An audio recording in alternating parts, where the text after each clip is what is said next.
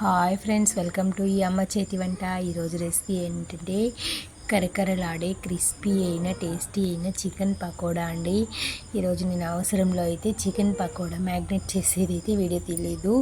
Chicken 1/2 kg chicken తీసుకొని నేను cornflour 1 cup, మైదా 100 గ్రాములు, కార్న్ఫ్లోర్ అయితే 100 గ్రాములు, చికెన్ మసాలా అయితే 1 స్పూను, కారం 1 స్పూను, సాల్ట్ తగినంత, అల్లం వెల్లుల్లి పేస్టు అయితే వేసుకొని బాగా మిక్స్ చేసి 1 గంట సేపు అయితే నానబెట్టి అయితే ఉంచుకున్నాను. 1 గంట సేపు నానబెట్టిన తర్వాత ఆయిల్ అయితే బాగా ఫుల్గా వేడి చేసుకున్న తర్వాత సిమ్లో పెట్టి పకోడా అయితే కొంచెం కొంచెంగా వేసుకుంటే ఈ చికెన్ పకోడా సిమ్లో పెట్టి మీడియం ఫ్లేమ్లో పెట్టి బాగా ఎర్రగా కాలే వరకు అయితే ఉంచుకుంటే టేస్టీ అయిన చికెన్ పకోడా అయితే మనకి రెడీ అయిపోతుంది.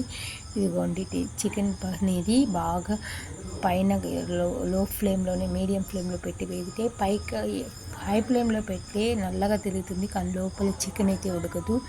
మీడియం ఫ్లేమ్లో పెట్టి లేట్గా వేయిస్తే చికెన్ అయితే చాలా అంటే జ్యూసీగా క్రిస్పీగా టేస్టీగా అయితే వస్తూ ఉంటుంది.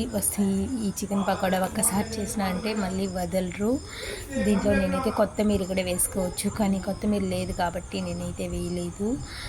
ఈ వీడియో నచ్చిందంటే ఒక లైక్ చేయండి, సబ్స్క్రైబ్ చేసుకొని మీ ఫ్రెండ్స్ అండ్ రిలేటివ్స్కి షేర్ చేయండి. మరిన్ని మంచి రెసిపీ కోసం మన ఛానల్ని సబ్స్క్రైబ్ చేసుకోండి.